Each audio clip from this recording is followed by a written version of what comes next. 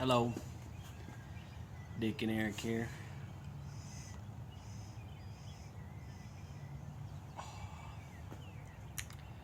Smoking some decent little English blend I found on a road trip recently. Stopped in a local store on the way where I was going and got me some tobacco. You also notice I got me I don't know if you can see, I got a little scratch on my nose. My baby girl did that to me. Wild how painful having little babies can be sometimes because they don't have control and they got fingernails and they're very thin and almost razor sharp. It slices the skin right off.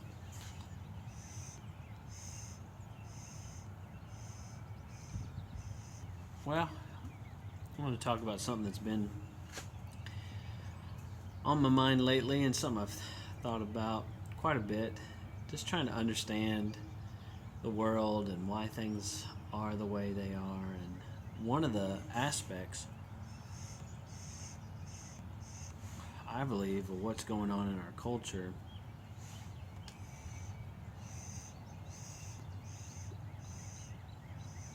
and you could say it's been going on,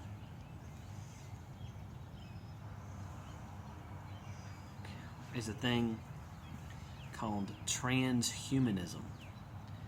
Now, you may not have ever heard of transhumanism, and you're like, what is that? Is that kind of like transgenderism?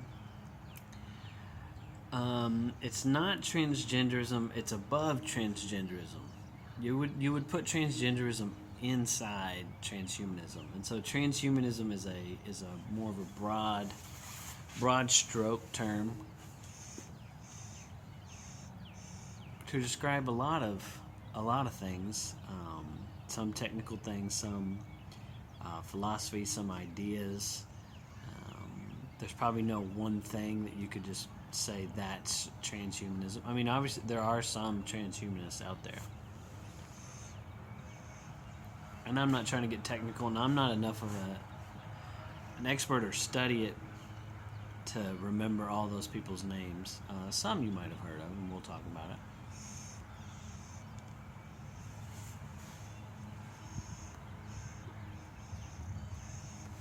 And then there's some people out there, they don't really realize they're thinking that way, because it's not something that's right out there in the open so much. Not that it's exactly hidden, but it's a bit of a nebulous thing because for the most part it's not a popular idea, whereas transgenderism for one side has gotten popular, but it comes out of a greater transhumanist trend.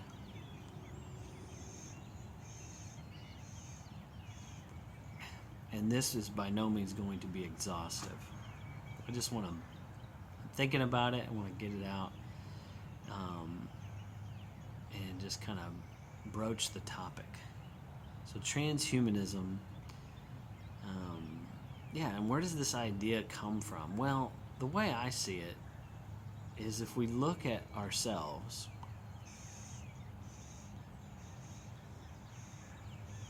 and some of it is a humble approach to begin with, is the reality is that we're weak.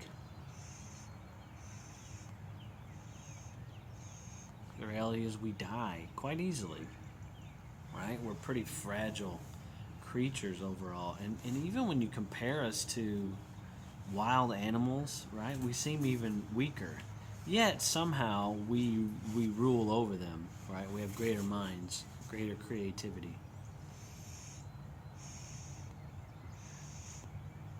capacity for abstract thought. So transhumanism and transhumanisms, there's many ways of going about it, and you can't nail it down because it's not really a right-left political idea, even though it has implications. into those spheres, but it's not actually totally a right-left thing. And you'll find people on the right and the left politically that have transhumanist ideas.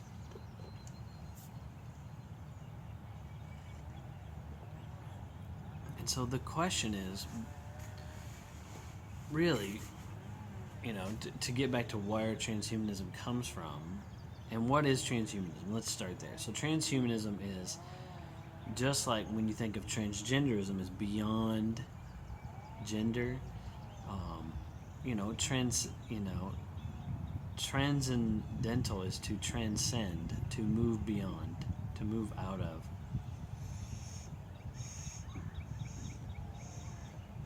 To not be limited by.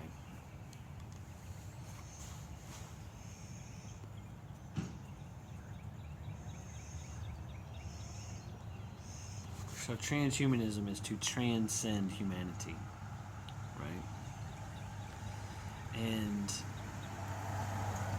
it goes back to like Nietzsche.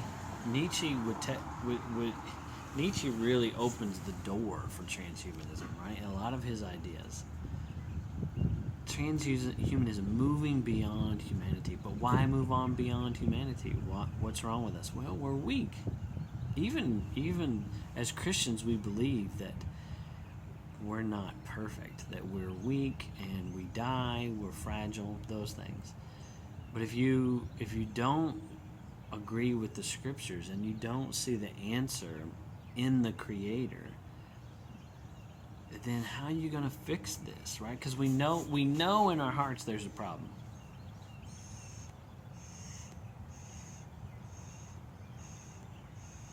We know in our being that death should not be our reality. I think that's where it comes from. But in our pride, we come up with all kinds of ideas of getting out of it.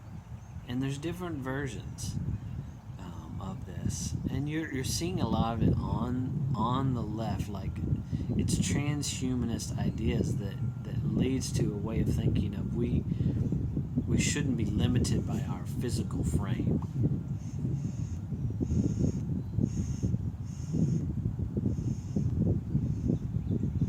By our bodies.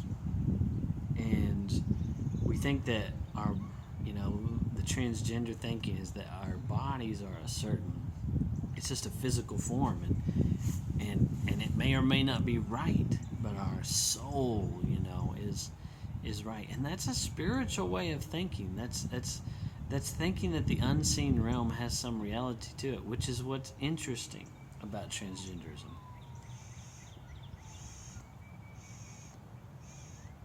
Because it's not materialist. It's not thinking. It's not scientific.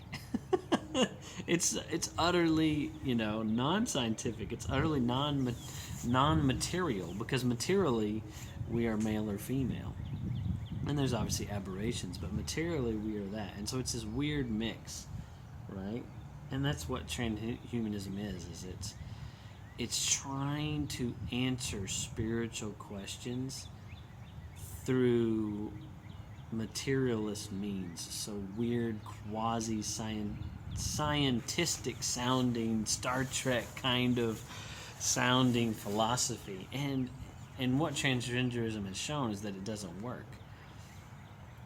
Just because you cut something off doesn't mean that the rest of the body, right? You cut your hand off, the rest of your body thinks you have a hand. You should have a hand, right? Just because you chop something off doesn't mean you change your gender, change your chromosomes, change your DNA.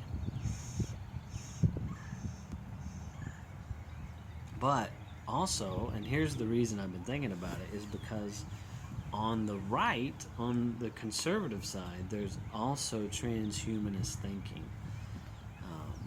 And there's even things that,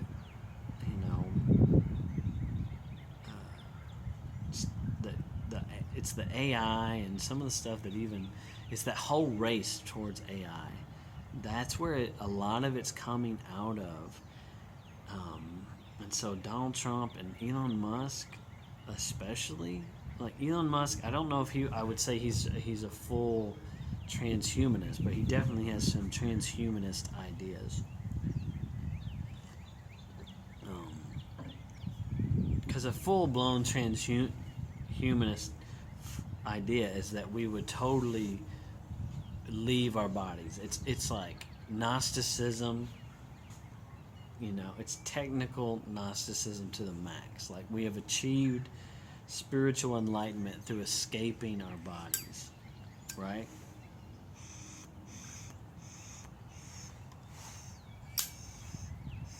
Because it views the body as weak and we need to escape it. And so that's where you get these ideas of that we are going to eventually be able to basically download our consciousness to a microchip and live, in the cloud, the whatever, the ether, in a sense, in a technical way.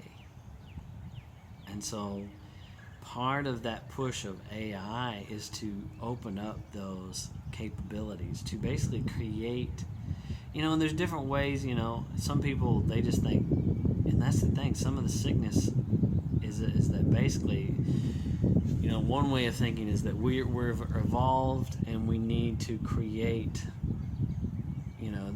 the end of human evolution is to create our replacement, and we to create the next great super being, which is some kind of AI robot thing, or it's to create computers or devices that we can download our consciousness onto and never die. I mean, that's what it's really about. It's trying to not die. It's trying to defeat death. That's what it boils down to. And here's the scary part, is all this AI stuff that's coming out we're on that fast track, at least appear to be on our way, right? And the idea is if you can make AI compute enough, it will help itself to create what's called AGI, artificial general intelligence. So we have general intelligence and we're very efficient, right? And so AI is not actually, it can compute things faster than sometimes we can, but it can't do it as efficiently as we can, and it doesn't take in what we take in, and it doesn't create thoughts the way we do. But that's what's behind all this stuff, and so that's on the right and the left, and it's a lot of money, and it's a scary thing, and that's what's behind Google and Facebook. And so Mark Zuckerberg's like vision of Meta and those things, even though he's kind of become more conservative, he's trying to be more masculine, whether he's responding to Trump winning or he genuinely sees merit in it, I don't know the guy, but his overall vision for Meta is this metaverse, is this world where your consciousness, your person can be, your mind can be in that place, and your body doesn't matter anymore. And so it's those type of things. That's what transhumanism is. It's trying to escape this body, and Elon Musk seems to be more like find a way to escape the world, because the world eventually will, fall apart. Right? Second law of thermodynamics, entropy. Everything is pulling apart, and so there's no scientific model out there that doesn't say that at some point the Earth on its own will be no more. And we're not even talking about climate change and human, that kind of stuff. Just eventually we won't be. And so Elon Musk has this idea of we've got to colonize Mars and then the stars, right? We've got to move beyond Earth. And so that's one thing. And you'll hear terms like, instead of racist, you're a speciesist. Like, we think that we're greater than all the other species, and we're the pinnacle of creation, things like that. It's all these different ways of going about it, and that's what they're really after. They're after eternal life, but they can't find it. And so even though if you start looking into some of the AI stuff and seeing where it might lead, it can be a scary thing, and it may indeed be, in my life, almost an inevitable thing at this point, in one respect, because it's, either we're going to do it, or China's going to do it, or somebody's going to do it. Even though I don't think China can do it, because China only copies stuff. They're not innovative, really, but who knows? The race for AI is on, and behind it is this transhumanist idea of transcending our weak form. And along the way, you're going to have foils and fumbles like transgenderism, cyborgs idea, and I don't think we're actually anywhere near that, but the result of thinking that somehow in your lifetime they're going to create robots that can outdo you, right? That are like super soldiers and super workers. It can be demoralizing. I recently listened to, and this is why it's on my mind, I listened to Jonathan Pajot, Symbolic World podcast, and he had a really good podcast recently on it. And it's not the first time. There's other good things out there that are talking about these ideas, and behind that, it goes even back. It's like I said, it goes back to Nietzsche, and it goes back to things like eugenics, right? We have to evolve. It's social Darwinism, and that leads to things like Hitler and the Nazis, and thinking that, and so you have social Darwinism. Is it basically survival of the fittest? The Nazis, they thought on the scale like, we've got to find the perfect race and perfect people. Well, that's wrong, and it leads to messed up things, and it's a weird kind of utopianism that they encapsulated into this Germanic Aryan people. Well, the communists, it's a different way of going about it, but it's the same idea. It's this utopianism. We've got to transcend our politics and our economic structures so that we can create this perfect society. So, right, it's this societal, social view of things, and it's trying to force it. And when you force it and you get resistance, you take out the resistance, and that's what happens, right? And you start to think, we're trying to create the master race, so these people are in the way. Or we're trying to create the perfect society, and so these kind of people who believe in these certain ways of thinking are in the way, and so they need to be eliminated, right? And so it's slightly different, but sometimes the same, going about it different ways.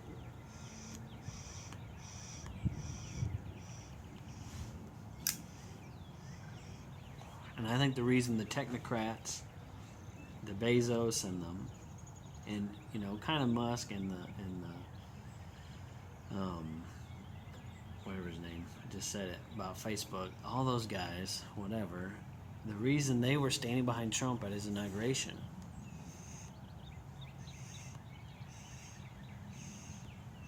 because they see him as their way to fulfill these visions or to make a lot of money. Sometimes it's just greedy. But then why were they so adamant on the left? Because that side was promising them that they could accomplish those things.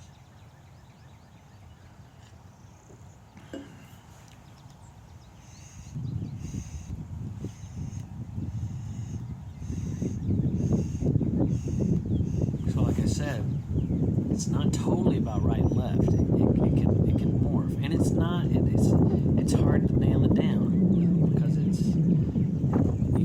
has different variations and people are going about it different ways. But it's this overall, right? It's just like with Gnosticism. There's not one kind of Gnosticism. It's this blanket term to describe this kind of thinking that, and really transgenderism is just modern more materialistic ways of Gnostic thinking. Nothing new under the sun.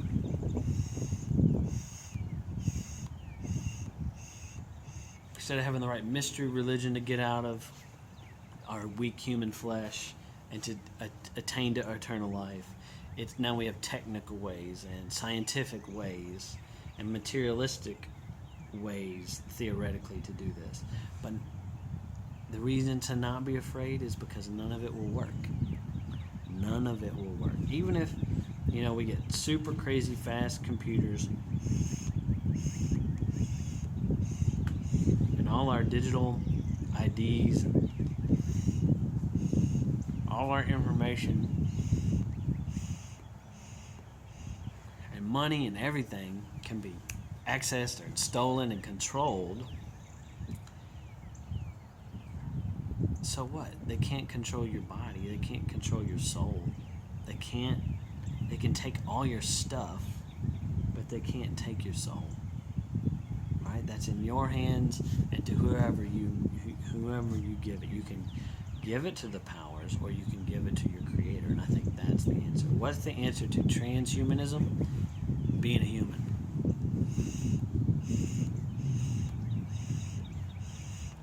And not humanism, right? Because even technically, humanism has led us to transhumanism. The problem is thinking we're in the driver's seat. But to be fully human, to figure out what that is, to go on that journey, I think is the answer.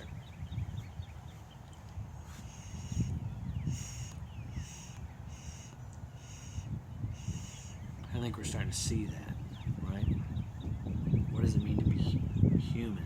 In a physical sense, even in the brokenness, being outside, being in creation, taking care of animals, getting to know your creator. You can't know what you are as a creation if you don't know your creator.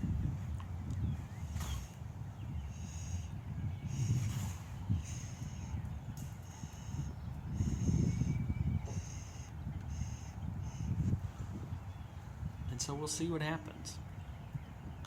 But whether it's good for one side politically or the other, in the end, my hope is not in Donald Trump or Elon Musk or the technocrats or this or that or the other, because they could be wrecked into one thing and be totally going right and then just take a left turn because they're human and do the wrong thing. But I'm not really worried about it because the Creator is still in charge. God's still in charge of things. But it helps to be aware that once you start to look into it, there's a reason behind transgenderism, and there's a reason behind the push for AI and for, Google doing what they do and technology and all this rigmarole is begin to look into. If you're interested, look into or pay attention to transhumanist, and it may not call itself transhumanist, but anything that's trying to answer eternal questions through carnal means is not the way.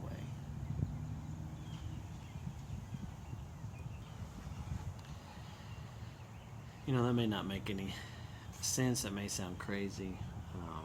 But if you start to look into it, put that in your YouTube search and see what pops up. It's an interesting journey to see some of the reasons. There's always reasons behind the way people are thinking and the way that why people do what motivates people a certain way. But at the same time, just because they're selling a vision doesn't mean they're going to attain to it. Just because man thinks he can create, artificial intelligence and can create, it's the goal to be like God and to try to create consciousness. And some of it feels noble, like they're trying to understand how we became conscious, why are we different, right? than all the other animals. They won't get there. They won't find. That's not the way to find the answers. They won't get there. So don't worry about it. Get to know your Creator and be a human being. Get to know what you were created to do. Amen? All right. May the Lord bless you and keep you. May He shine His face upon you and give you rest.